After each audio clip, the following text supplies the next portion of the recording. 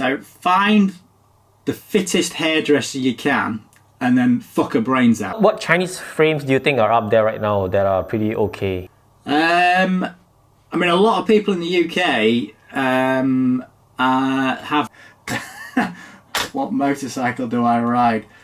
What do I think about your channel?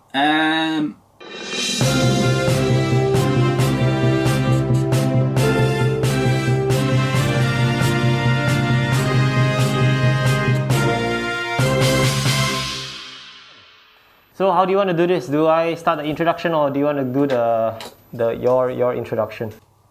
Do I need an introduction? Mate, well, we might as well do the introduction. You do it for everybody else, so I don't want to have special treatment. Hello guys, welcome back to another Oompa Loompa video. This is the video that you guys have been waiting for. Let's just go backtrack a little bit. If you don't know, I'm on Discord and we had a rare Pokemon who joined the Discord this afternoon. Hambini joined the Discord. JD and Caleb, you guys were very skeptical that whether this was the real Hambini. And finally, Hambini, he had his two-factor authentication on his own website. It was kind of funny. I'm probably going to put a screenshot here if I can find it. But anyway, we did a trial run and you guys submitted a lot of questions. So thank you guys for submitting all your questions. So Hambini, thank you so much for coming on to my show. I'll pass it on to you. That's my pleasure. Well, I'm well known for reaming people, having slightly twisted tendencies, getting sued a lot. Generally, I'm the bad boy of the cycling press, if you want to call it that. I usually get called all sorts of names by people in high places, but to be honest, I don't give a fuck. So that's me. Right, thanks. And I really appreciate you coming onto the show. We had a few conversations before. So shall we start? We've got a lot of questions, so maybe I'll just run through people how this is going to start. I've got two personal questions that I'll ask you first. And we have about 10 questions from my followers and another 6 or 7 questions that I picked from your YouTube page. So I'll start with my first question. The first question that I have for you is, tell us more about, I know you've probably said this in a few other shows before. I'd just like to know, how did Hambini, the name, came about and why bottom brackets specifically? Oh, well, the name is short for Hambini, so that's just that. The bottom brackets came about because when I was a bit younger, like 2, I got a Cervelo bike, which was made by this individual designed by 2 people, one of which was called Gerard Vrooman, who tried to sue me. Let me get that in first of all.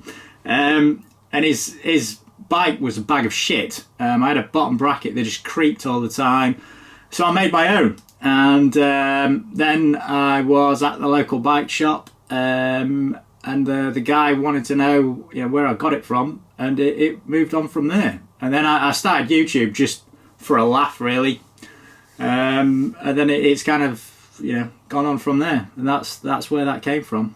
But did you ever expect your YouTube channel to have grown so much? I think you're about 90,000 subscribers right now, right? Yeah, I mean lots of people will be proud of that and stuff like that, but I mean I don't care. So which leads on to my next question is, the bottom brackets that you have, do you actually make them yourself or do you have a factory somewhere that you outsource this? Tell us more about that. Nah, I mean, the thing is, when you're making to that sort of tolerance level, I am a member of an engineering guild. These things don't exist so much now, but everything's done on a handshake. There's no formal contracts or anything. So the material comes from a trusted supplier that I've known for 20 years. The surface treatment comes from another trusted supplier. The material it's made of is not run-of-the-mill stuff that you can buy off the shelf. Now people read on forums, they speculate as to what it is, and no one's guessed correctly. When that material comes in, then the minimum number of things that can be outsourced are outsourced. So the surface treatment, that's done by one of my friends, but the machining and stuff like that is done internally by me. But probably just the last question from me before I move on to the next question is, how do you think your product is separated from the rest of the bottom brackets out there, like BBInfinite, CBER? I know you did a video about CBER. Yeah,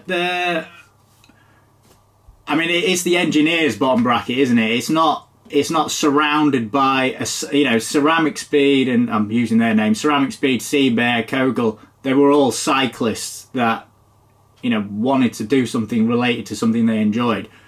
I just wanted to get my fucking bike working so I could get to work without it creaking and pissing me off. And there's a fundamental difference there. So when I went about setting it up to make sure it was as good as it could be, the tolerances, the machining and everything, that they are industrial. Well, I was going to say aerospace. They're a blender will probably have the same kind of tolerances. I don't use especially tight tolerances. It's just very well made. Whereas my competitors, they don't give a shit. They'll just put anything out. And that's what one of the key things is the number of failures you have, the number of things that come back. People, a lot of the time, some of the stuff that comes back is because a mechanic's gone and inserted it wrong, or hasn't followed the instructions, or is used to working with some sort of other bottom bracket. And when it comes back, it gets measured. And I always do that out of, the failure analysis in me makes me do it. To see if I've made an error, because there has been some times, because I'm dyslexic and a twat, where I could get it wrong. So that's it. I've probably babbled on a bit there, but it's mainly the engineering that goes into it. There's a lot of stuff in there that others don't have. So when you get like thin pieces of metal, the bottom bracket that I make gets machined down to within 0.5 millimeter of the final tolerance, and then gets left for 2-3 days sometimes, because it will relax. So it'll actually change shape, and then once it's changed shape, machine again. That kind of thing will be dependent on ambient conditions. So if it's warm or cold, the metal machines differently, and that kind of stuff. If you give it to someone, in China or something, they'll just plug it into their CNC machine and it's woomph, woomph, woomph. They don't really appreciate that kind of level to detail. And then you can see that because when other people measure my bottom brackets or whatever, they come out fairly well spec'd, fairly well toleranced. The tolerance exists, and I'll follow it down to the rigid line, because otherwise what's the point of having it? I think we'll just dive into the questions. We've got a lot to cover. So the first question, what is your hair care regime? So find the fittest hairdresser you can and then fuck her brains out. Next question. Next question. What is your top recommendation for a budget-friendly road bike build? 2 ways to go about this. You could either head on down to Decathlon. I don't know if you have Decathlon in Singapore or not. You do? Okay. Get one of them, because you're getting economies of scale really when you get one of those bikes. So you get a lot because they've got so much buying power. The other way is, and this might be a bit controversial, I would go to one of the Chinese OEM brands and then get a bike and then build it up with, I don't know, something like Sensor Empire or something like that. And then you'll get a lot of bike for your money. So that's what I would suggest. But what Chinese frames do you think are up there right now that are pretty okay? A lot of people in the UK have Trifox. In Germany, it tends to be there's a shop called Fahrrad XXL, and they sell a brand called Carver, and a lot of the bikes there are that brand I've seen. And then you could also get, the regional brands where they've rebadged a Chinese frame, like, Dolan or Planet X. And some of the people in Singapore aren't going to have heard of these, but that's basically just a rebranded Works Well or whoever frame. Next question is, what is your dream bike? So something I'd like to ride, probably Liz Hurley. I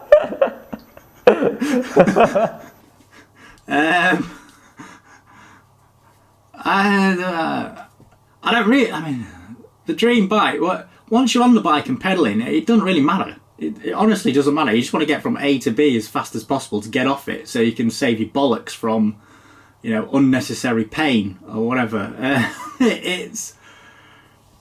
It just doesn't really appeal to me having a dream bike. Okay, I've got a few bikes. I think most people know about the Skylon, and that's it's a bike that gets me from A to B. So, but I think I think the questions generally came through because I think they want your advice. They could be newbies who want to get a new bike, or they just want to get started in the sport. So they are kind of like, oh, what kind of bikes do I get?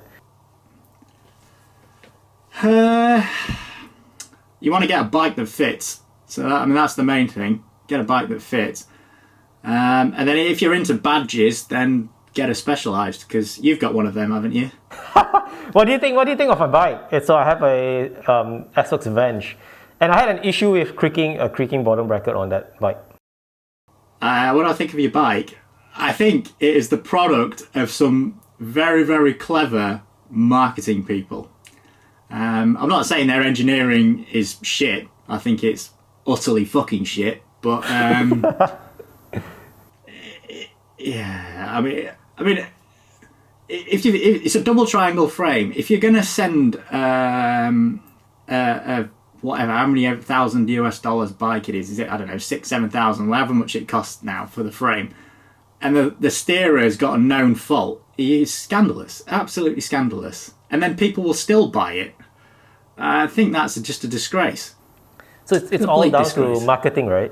Yeah. I mean, what do you think is, and I guess it's an open question for all the people who are going to tune in, is better about a Specialized than somebody else's bike?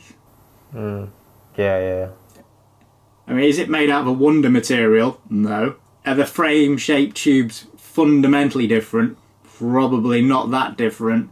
And then it's got a badge on the side and it costs a lot. So I guess it's like having a watch. If you could have a $50 Casio, that's a fairly decent watch, or you could have a $2,000 Rolex or something like that. It still tells the time, but you've got that sort of badge to go with it. So, and that has a value. Don't get me wrong, it does. But it's stick to Liz Hurley.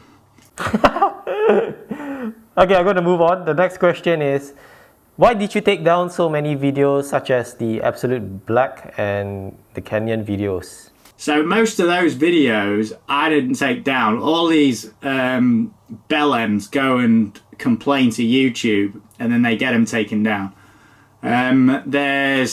Absolute Black, they're probably...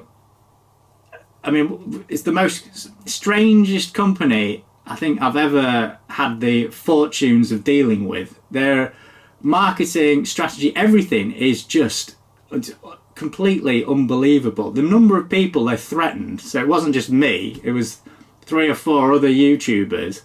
It's just unbelievable. The problem is, now if you're one of the bike makers or component suppliers or whatever, if you go and do that, actually going after people makes them suspicious. So, why are they going after Hambini or whoever? Because he's questioning some Portuguese university with some friction numbers that they won't disclose. It causes problems and stuff like that, and the public perception and damage it does to the business is not insignificant. I mean, if you take Absolute Black, none of their stuff since that incident has been out for review again, and I doubt it will be ever again. I mean, they push their Instagram, all of that kind of stuff, but I can't see them doing that again, because as soon as they do it, people will just refer back to what they did in the past. So that's that one. If you take Open Cycles, so Open Cycles came after me. They said, "Oh, your video's defamatory because we would never have a frame that had any voids, this, that, and the other in." And then what happened? I got an X-ray with a 4-inch void straight through their frame, and then it all went dead, completely dead. And they, they wanted damages, this, that, and the other. It's just a load of bollocks, really. Now, you see the media is kind of changing, because even some of the mainstream publications, and I'll probably isolate, there's a British magazine called Road CC, even they are starting to not be so much in the laps of the cycle manufacturers. So they did kind of slag off Shimano a little bit. They gave, I think, the Absolute Black hollow cage 3 out of 5 and said the best thing about it was, well, you could talk about it or talk about my video. And then that's about it, really. So yeah, I don't think that that kind of mentality of going out to sue people will work anymore. It's just, one of those. I mean, all I care about is engineering. So if someone comes after me about the engineering, I'll just hold my ground and wait. And that's where I am, really. What are your thoughts of the future of aerodynamics in the cycling industry? I think this is twofold. I mean, first of all, Dan Bigham got the hour record the other day, and he was a topic of conversation around the lunch table, because he had, it looks like his average speed was like 53, 54, whatever his hour record was, 55 k's per hour, but his power to do it was maybe like 350 watts, which makes him very, very slippery. So he's obviously had a lot of investment in wind tunnel testing, and Pinarello gave him a very good bike. So that, in terms of the track cycling and the advancements there, I think is one thing. Out on the road, you can already see a seismic shift change. So 4 or 5 years ago, I used to get flamed, let's call it, by more knobheads on various cycling forums that transient analysis and all this kind of stuff didn't work. And now all of a sudden we've got, I think, Reserve Wheels, who are part of Cervelo Group. They go and test in transient conditions, so that wind doesn't come at you in parallel lines. It's all over the shop. So and that's changing. That's a cataclysmic change, and I think that's going to be pushed further forward. What makes carbon wheels better than aluminium in terms of the material engineering, spokes pattern, and the tension? And why do they feel more responsive? Why do they feel more responsive? Probably because they weigh less, so they accelerate faster. If you've got that weight around the outside, you want to reduce the weight around the outside to reduce the inertia, and then you'll accelerate faster. In terms of material engineering, that's it. It's mainly the strength to weight ratio, so you can reduce the weight. I mean, not so long ago, the main method of making wheels was to use an extruded aluminium section and then weld it. I mean, Mavic have been making those kind of wheels for years. So, yeah, that's it. I wouldn't say they're necessarily better than aluminium, but it's different. I mean, if you're going to go over a very rough surface, aluminium's probably still the one to have, because it's a bit more ductile, so it's less prone to brittle fracture. So in Singapore, most of the bikes that I film have the oversized pulley wheels, OSPW. What are your thoughts about that? It's a waste of time, absolute waste of time, because there's if you look at the data that the reputable people have provided, it shows that the drag difference is so small. It's like half a watt, 1 watt, whatever, and then they don't take into account the added weight of the chain, the effect that you've got something hanging off the bottom that's bigger than it was, and then if you reduce the chain tension, it's more likely to come off. So it's just a waste of time. To be honest, I could get a pulley wheel, a standard Shimano pulley wheel, down to that sort of friction level just by changing the bearings and changing the lubricant to oil. So if you took out the bearing seals, put in oil, you would have the same amount of drag, there or thereabouts, an immeasurable difference. It's just a waste of time. People just put them on to look cool. Yeah. And that's what most of the riders say in Singapore say it's mainly it's just cosmetic. the right size for a cock ring, innit? So, maybe just another last two questions from my side. What are your thoughts about the effects of water bottles on aerodynamics? Thick down tube to cover the width of the water bottle, or aero down tube with a regular water bottle? who asks these kind of questions? They're ridiculous. My response, the response that the usual twats will say is, it depends on the yaw angle. I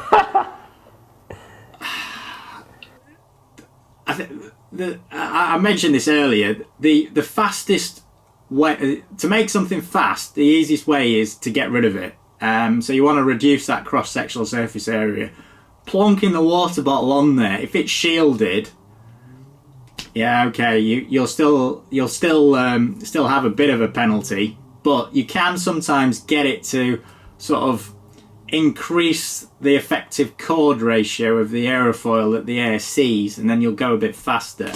It's really going to depend on the shape and, to an extent, the size of the frame. There's not going to be a clear-cut answer fits all. What do you think of the direction of technology in the cycling industry, such as disc brakes, tubeless tires, and hookless rims? There's two things that life has taught me. There's technological advancement, and then also making it easy for people to do it. Now, in the case of tubeless tires, in my experience is, unless you've got an air compressor, seating it is a problem. So if you're in the middle of nowhere, or you're round at your friend's house and they haven't got an air compressor, seating some of them, in fact most of them in my experience, you're screwed. In which case a tube and a clincher is better. And do I think that'll change? I think it's going to take quite a sizable leap in technology to make it easy enough for the average person to seat, and I can't see it happening anytime soon, for that to go in. As far as the disc brakes goes, I think there's been a commercial drive to push disc brakes, not necessarily an engineering drive, because the media these days will say, oh, disc brakes are the ones to have, calipers will never stop you, this, that and the other, whereas 10 years ago no one even commented and people still just used caliper brakes. Now if you want to go really fast, then I think the caliper brake, the rim brake, is the way to go, because you've got quite a lot of pumping and mixing loss inside the disc. It's designed to cause turbulence. The other thing is, specifically on a road bike, when I was looking, when I did some smoke tests, the area around the hood is quite a big loss on a disc brake, because it's effectively an unsealed bluff body, so you generate quite a lot of drag over the hood, and it's sort of aggravated because that's the first thing that air hits, so it's hitting at full speed. So if you're going at 50 k's per hour, the air is hitting the top of your hood at 50 k's per hour, whereas it's not hitting your seat post at 50 k's per hour. It'll be a slightly slower speed. So as far as is it going to kick in, I think, the fact that Shimano and SRAM will only offer in disc brakes is just a commercial move. But I think if I was Campag or even Sensor, I think I would probably not ditch it quite so quickly. I think that's probably where their commercial opportunity exists. So I don't think it's gone yet, but it might do. But we'll see. It's just a messier system. The cable's easy, it's dry, you put it together and then that's it. And some people, if you don't have a garage or whatever, you don't want hydraulic fluid all over your floor. So now we'll move on to the second part of this podcast, which are the questions submitted by your followers, Hambini. So the first question is, which bike is more aero, the Winspace T1500, Cannondale System 6, or your balance bike? Under what circumstance would an aero frame be a real benefit considering it's got the least benefit among major bike components? That's a very long question. That's an easy question to answer. The balance bike, because I'm only 20 centimetres off the floor. So you go for the balance bike. What was the other bit of that question? So the second part is, under what circumstance would an aero frame be a real benefit considering it's got the least benefit among major bike components? Really, the biggest benefit are the wheels. If you take out, if you do it in order, fix the riding position first, because that'll give you the biggest drag reduction. Then the wheels, then the handlebars. The frame doesn't really make as big a difference as they would have you believe, because by the time the air gets there, it's already been disturbed. I mean, if for example you took a brick and then hung it in front of you and rode along, you'd have quite a big drag there. But if you put that brick quite close to your chest, where the air has already been disturbed and it's blended into your body, the drag is reduced. So that's I mean, under what circumstance? You'd have to be going really, really fast. So if you could do 45 k's per hour, then you would probably get an aerodynamic benefit from the frame. But so speaking under... go on, sorry. No, go ahead. Under that speed, under like 30 k's per hour, you're not going to get much of a difference between any frame. You get a difference in wheels, but not the frame, really. Right. It'd be small. Yeah. So you were talking about the position of the bike. You know, you got to be in a really aero position. What are your thoughts about bike fitting? I know this is not your forte, but it seems to be a thing here in Singapore. Everyone tends to go for bike fits. So I have personally not gone for a bike fit. But what are your thoughts about that? If it's the bike fit for comfort, then, you know, that's one thing. A bike fit to get more aerodynamic, this is a bit of a hot topic amongst my colleagues. I guess it's the we, generally think it's better to try and do it at home, because if you go to the bike fitter and they put you in an extreme position which you can't hold, there's no real benefit. It's better to maybe move your position in like 2 centimetres a week to get to your final position, rather than go and do it all in one go.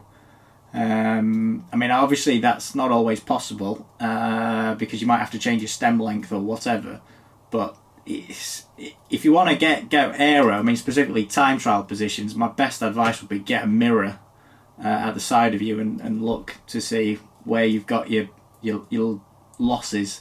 So where there's disjoints in your body, I mean round the back of the neck is a well-known one. Are UCI regulations holding innovation and thus the general populace back? For most, safety and speed are most important factors. Imagine not having ABS in your car because F1 regulators don't allow it. I think this is something that's going to happen, is people don't give a shit about the UCI regulations, and someone's going to bring a bike out that doesn't even, comply with the regulations just to go fast, and I think it'll sell. The problem is the manufacturers in China or wherever, they're not making anything like that yet, but I think that's coming. Give it 2 or 3 years and you'll have a bike that's got shielding round you to go fast and not give two hoots about the UCI regs. I think that's coming. Did we reach peak cycling excellence in the late 2000s? Simple double diamond design frames with 20 gears and all new innovation is just guff that makes no difference to the average amateur and is invented to keep selling bikes. Well, it probably is there to keep selling bikes because there's loads of features you probably don't need. Do you need 12 speed? Probably not. 10 speed is probably enough. Do you need the high ratios? I don't know. I mean, I only sit around in maybe 3 or 4 gears on my bike, and it's got 22 gears. Obviously, there's a bit of overlap. And then, what is it? There's been material improvements. I'd probably agree with that person who posted that question, and it probably reached the peak, and the improvements since have been fairly incremental. I think the biggest one that I can remember in the last 10 or 15 years, like a huge step, has been electronic shifting. That was a big step, big improvement, I think. But then you've also got things that have turned out to be utter crap, like Shimano's cranks, where they split in half from galvanic corrosion. So, yeah, I'd probably agree with that guy. What do you think? I don't know, because I think like now Shimano and I'm assuming SRAM, they're coming out with just more gear ratios, which I think is really redundant. You don't need so many gears. Like what you said, right?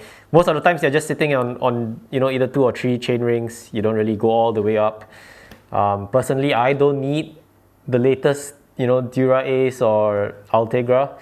But yeah, I agree that the electronic shifting totally changed the way I ride. I've been on mechanical for the longest time, and I've decided to buy an electronic group set. And I just find the shifting much more easier and much more faster. That's how I feel, and I don't think I'll ever go back to mechanical anymore. Okay, I agree with that. This person would like to know more about the person Hambini, general stuff, where you're from, education, profession, and how did you start cycling? And what motorcycle do you ride? What motorcycle do I ride? A Fireblade. There's what makes me tick. I think I'm probably the. That's a good question. I mean, I am always trying to push engineering because I think it's a dying art. There's a lot of people who don't appreciate it, and certainly in the Western Hemisphere, engineers have got a pretty bad name because it's not a profession that youngsters want to go and enter into. So my engineering channel is really not about cycling. It's about pushing engineering, pushing those things, bettering understanding, and all that kind of stuff. So that makes me tick. I mean, the way the engineering channel goes, I have to tone it down. I mean, normally, our standard greeting is "all right, cunt," which is your standard hello in engineering land, and pinning people up by the throat is fairly commonplace, but you can't do that on YouTube because you get some pussies that come along and complain, going, "Oh, you can't do that," and then that's it. And then you go into engineering workshops, which are basically male-oriented environments, and then you've got the titty calendars on the wall, which these days you've had to take down because some twats don't want you to ogle nice pretty girls. Instead you have to look at pictures of fucking Switzerland and stuff like that. A mountain in Switzerland versus some chick with massive fucking knockers. It's a damn contest. But on a more serious note, you're an aerospace engineer, right? Yeah. So that's been engineer since man and boy, I guess. So I spent a lot of time in Bristol, in Filton, Bristol, which is in the UK. Filton is one of the aerospace hubs, a bit like for bicycle wheels, Xiamen is the hub, and then for finance, Singapore, London, Paris, all of these, and in Bristol, aerospace, Filton. In the UK, it's Bristol, Filton. So yeah, I had a few years in there, and then after that, then I spent quite a lot of time on the continent. So I've been a frequent user of the ferry before COVID and Brexit hit, and then it all went to pot, and then I became 5, and I've stayed 5 years old ever since. So yeah. What about you? What's Oompa Loompa do on a daily basis? I have a boring corporate job, 9 to 5, man. This whole YouTube videography, that's more of what I really want to do, but unfortunately it doesn't pay the bills, unlike my day job. So I am corporate slave. Lots of fit girls where you work? Unfortunately not. Get a new job then. It's not so easy, man. What you want to do is do something wrong and then go to HR and they'll be full of girls. I actually want to do YouTube full time, but I think it's almost impossible. Even like yourself, you are pretty huge and you still have a day job. Do you think you could ever, transition to YouTube full time? Well, if you wanted to, you could, but it's do I want to? And the short answer is probably not. Because I think I'd lose a bit of the discipline, and that's something that I quite like. Because on YouTube I can just be a complete and utter fucking knobhead, whereas at work I kind of can't be. So there's times where I just have to be like a normal person. But I mean, YouTube's just crazy. It is just absolutely crazy. The number of emails and things that I get from people who just find it hilarious. It's just, it just makes it worthwhile sometimes. I mean, financially, is it doable? I don't know. I honestly don't know. I think you probably need maybe a couple of 100,000 subscribers to do it. I mean, I was thinking like DC Rainmaker and Shane Miller, they do it full time. I don't know. But I think if you want to make it full time, you got to have some kind of sponsors backing you up, right? Yeah. You probably do, yeah. And that will probably like cloud your judgment because you know that you have sponsors backing you up. Yeah, I mean, I do a load of consultancy work for bearing companies and stuff like that, and aero stuff. And I mean, the comments they always make is, one, I'm taller in real life than I look on YouTube, and then the other is, we never expected you to be so professional given your YouTube persona. So it's yeah. The fact that you start getting recognized, have you ever gone to a bike shop and they give you like preferential treatment, or you've never stepped into a bike shop? Well, I mean, I videoed myself going into Canyon and they just ignored me, bastards. They've regretted that since. I mean, quite a lot of the time, it's when I go through like ferries and airport terminals, people recognise me and then want a picture or want a chat or something like that, and then it passes the time. So that's always enjoyable. Rather than being on your phone or whatever, I do like to talk to people. So that's good. But yeah, it's not like I'm a super celebrity. I never wanted this really. I just got it by accident. So I recall stumbling across your whole YouTube channel. I think when you first made an appearance with GCN and you were explaining bearings and bottom brackets. How did that happen? Like, how did GCN approach you and how did that whole thing exploded? So back when I was a good boy, John Cannings, who was the guy that fronted GCN's tech channel, he emailed me and said, "Can you come along and give us an hour or so of your time to go through bearings?" And so I said, "Yeah, fine, no problem. Next time I'm in the area, because they're based in Bath, so it's not far from Bristol. I'll come along." So I went on and I basically slagged off ceramic bearings because I'm not going to go on there and not tell the truth. and then shortly afterwards, there was a kind of ceramic speed anti-Hambini video in all but mentioning my name. And then they, from the sponsor credits they have on the bottom, the Ceramic Speed stopped sponsoring GCN. I don't think they've sponsored them since. I mean, that is something that I wouldn't say I've been responsible for, but I've certainly caused, you know, the tide to change. So people who put ceramic bearings in their bike probably going to be going slower after 200 kilometers because the ceramic's really hard, the steel isn't. So it's going to cut a track in there, and then you're screwed. And then the business model of those companies you can already see has changed because they're into now OSPWs. That's one thing they sell. And then another thing, the other week, Sea Bear came along. You know, what tolerance is your bottom bracket supposed to be?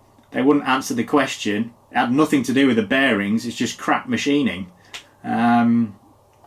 And then that's it. It's cataclysmic change in terms of the media. In terms of the cycling engineering, I don't think that's changed much. But people's attitudes and the media has changed quite a lot. I mean, yourself, for example, you said you don't have a full-time job as a cycling interviewer, but you've still got a very big following. And then the ability to influence people, certainly in your local market, which is something that wouldn't have probably happened 5-10 years ago. So that's a big change. But in terms of bottom brackets, the ones that are out there in the market right now, which one do you think is? I'm sorry if I asked this before, but which one do you think is quite okay? Which brands out there? SKF. If you get an SKF bottom bracket, that'll be probably a good one. Or a FAG bottom bracket, that'll also be a good one. In terms of like other brands, well, we've talked about Sea Bear, they weren't that great. Ceramic Speeds, machining and engineering in that regard is alright, and I can't fault that, but they're selling a very niche product which will probably make you go slower over time. Because it doesn't correct the alignment. If in a press fit bike frame, alignment is key, and it doesn't correct it. You're at the mercy of the bike frame. So that's that one. And BBInfinite, I mean, I've got a load of their bottom brackets just to see what my competitors are doing. I don't rate them all that highly. I mean, the machining quality is good, but the quality of the bearings is quite poor. It looks like a very low quality Chinese ceramic bearing that they use. And then the guy that runs BBInfinite, he hates me. He absolutely hates me. Oh shit! So Gary, Gary, he hates me. I love Gary. I've got a soft spot for him. It's called a swamp in South Africa. So, it's funny because when I had the creaking issue with my Venge, I've spoken to a few Venge owners. They told me to get a one-piece bottom bracket, so that kind of solved the issue. And they suggested BBInfinite, but when I checked out the price, it was pretty expensive. It was almost like, I think I paid 400 plus Singaporean dollars.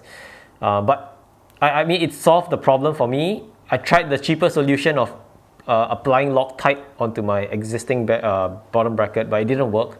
But when I got the BBInfinite, it kind of worked. But I'm not a technical guy. I have no engineering background, so I have no idea if bearings are good or not.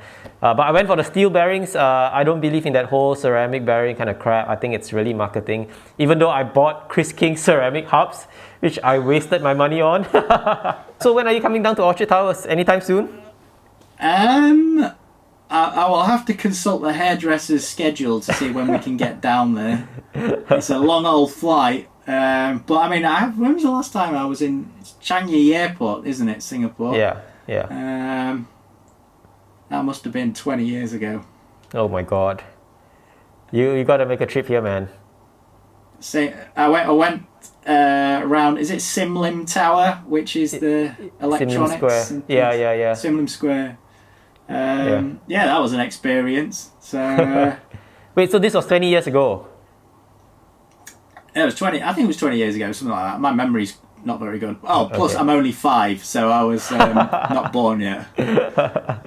Anyway, if you do come down, please pay a visit, and we'll host you again.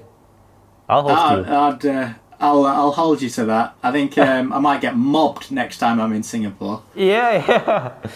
Okay, last question was that I'm gonna ask is, how do you find my channel?